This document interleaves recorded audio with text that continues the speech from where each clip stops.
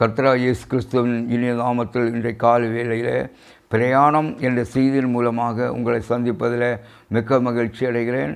கடந்த நாள்களில் தேவன் ஏன் மனிதனை உலகத்தில் படைத்தார், இயேசு கிறிஸ்து ஏன் இந்த உலகத்தில் பிறக்க வேண்டும், இயேசு கிறிஸ்து ஏன் இந்த உலகத்தில் பிறக்க வேண்டும் என்ற செய்திகளை உங்களோடு கூட பகிர்ந்து கொண்டு வந்தேன். பாவிகளை ரட்சிக்க இயேசு இந்த உலகத்தில் பிறந்தார்.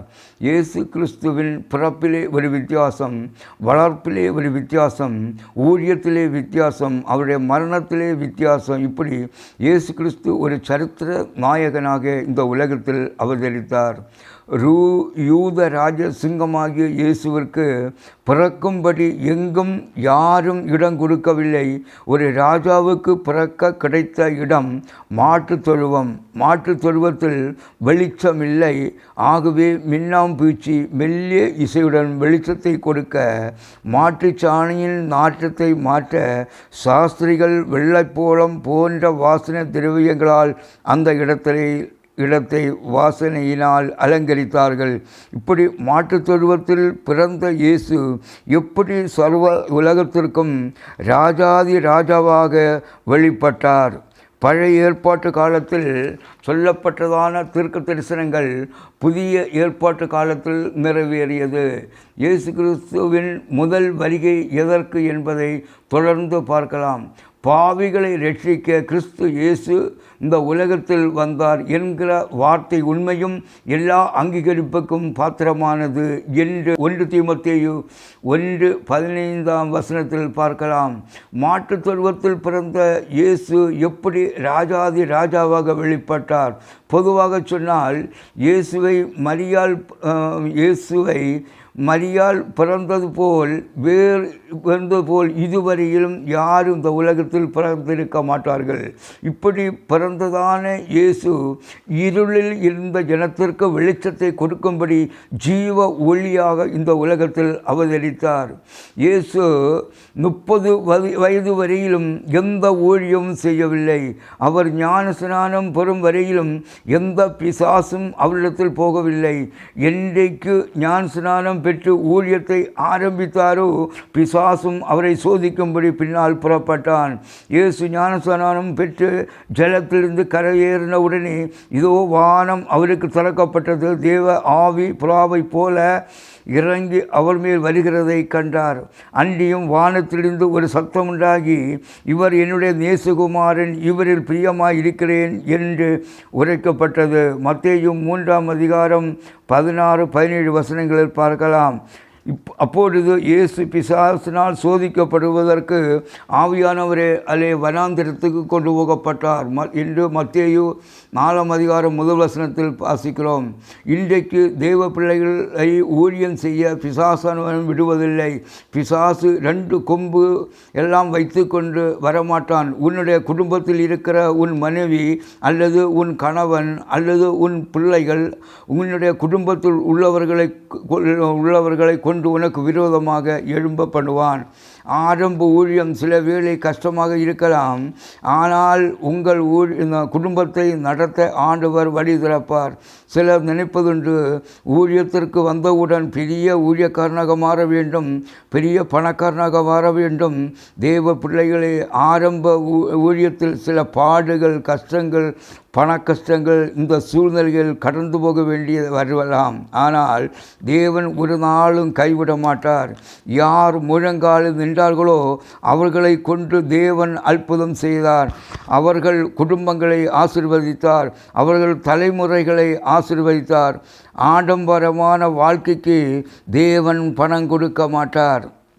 எலிசாவோடு ஊழியம் செய்து நின்றதான கேயாசி பணத்திற்கு ஆசைப்பட்டு நாகமான் பின்னால் ஓடினான். அவன் நாகமானிடம் வாங்கிய பொன்னையும் பொருளையும் எல்லாவற்றையும் வாங்கி கொண்டு அவன் வீட்டில் வைத்தான். கேட்டு வாங்கியது எலிசாவிற்கு, ஆனால் கொண்டு வைத்தது அவன் வீட்டிலே கொண்டு வைத்தான். ஆகவே அந்த அசிஸ்டண்ட் பாஸ்டர், அதாவது இந்த கேயாசி குஷ்டரோகியாக மாறிவிட்டான். ஒரு பெரிய பொய் கேயாசி குஷ்டரோகியாக மாற்றியது. ஆனால் இயேசுவும் ஊழியத்தில் நடந்த அற்புதங்களை அதிசயங்களை கண்டதான மதகுருக்கள் வேதபாரகர் பரிசேயர்களால் அதை தாங்க கொள்ள முடியவில்லை. இயேசு ஊழியத்தை தொடங்கும் போது அற்பத்தோடு தான் ஊழியத்தை ஆரம்பித்தார். முதல் அற்புதம் கானாவூரில் நடந்த கல்யாணம் அனைவருக்கும் தெரிந்தது.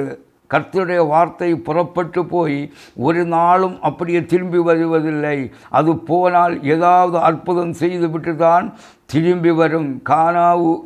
கல்யாண வீட்டில் திராட்சரசம் குறைபடுகிறது.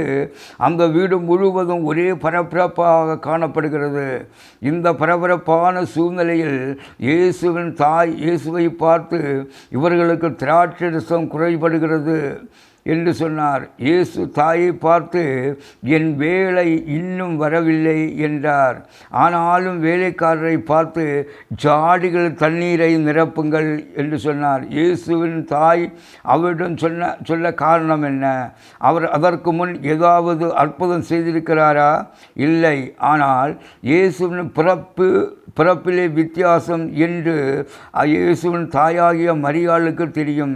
இயேசுவால் அற்புதம் செய்ய முடியும் என்று மரியாளுக்கு தெரியும். அதனால்தான் இயேசுவிடம் சொன்னார். வேலைக்காரர்கள் தண்ணீர் நிரப்பத் தொடங்கினார்கள். நிரப்பும் போது அவர்களுக்கு சில சந்தேகங்கள் வந்திருக்கலாம். இயேசுவும் தனியாக போகவில்லை, தன்னுடைய சீஷர்களோடு கூட சென்றார். அவர்கள் நினைத்திருப்பார்கள், இந்த இயேசு மாற்றுத் தொழுவத்தில் தான் பிறந்தார், ஆனால் இப்போது ஒரு தீர்க்கதரிசியை போல வேலைக்காரன் கண்களுக்கு காட்சியளிக்கிறார். தண்ணீரை நிரப்பும் போது வேலைக்காரர்கள் குடித்து பார்த்து சொல்லியிருப்பாங்க, இவர்களுக்குள்ளே சொல்லியிருப்பார்கள், இயேசு சும்மா சொல்கிறார் என்று சொல்லியிருப்பார்கள். அது இப்போது ரசகமாக மாறுகிறது. வேலைக்காரர்கள் தண்ணீரை எடுத்துக்கொண்டு பந்தி விசாரிப்பு காலத்தில் கொடுக்கும்போது ரசமாக மாறவில்லை. அந்த தண்ணீர் பந்தியில் இருந்தவர்கள் உதடுகளில் தொடும் மாத்திரத்தில் முழு தண்ணீரும் ரசமாக மாறுகிறது. எப்பொழுது அற்புதம் நடக்கும்? தேவ பிள்ளையே, அவருடைய வார்த்தையை முழுமையாக நம்பும்போது அற்புதம் நடக்கும். மணவாளனை கூப்பிட்டு எல்லா கல்யாணத்திலும் முதல் ரசம் இனிமையாக ருசியாக இருக்கும். ஆனால் இந்த கல்யாணத்தில் கடைசி ரசம் இவ்வளவு ருசியாக இருக்கிறது என்றார்கள். Last is the best. சாத்தான் உன்னை உதவாது என்று சொல்லி ஒதுக்கி தள்ளுவான். ஆனால் அப்பொழுதுதான் கர்த்தர் உன்னை உபயோகப்படுத்துவார். கர்த்தருடைய பிள்ளைகளுக்கு ஒரு நாளும் முடிவே இல்லை. எல்லாம் முடிந்தது போல இருக்கும். ஆனால் அவர் ஒருபோதும் கைவிட மாட்டார். சாம்பலை சிங்காரமாக மாற்றுவார். எழுதி முடிந்ததான தலைவிதியை கர்த்தர் மாற்றி எழுதுவார். தேவ பிள்ளையே, கடைசியாக கர்த்தர் செய்யும் காரியங்கள் பயங்கரமாயிருக்கும். இதன் செய்தியை தொடர்ந்து கேளுங்கள். கர்த்தர் உங்களை ஆசீர்வதிப்பாராக. ஆமென்.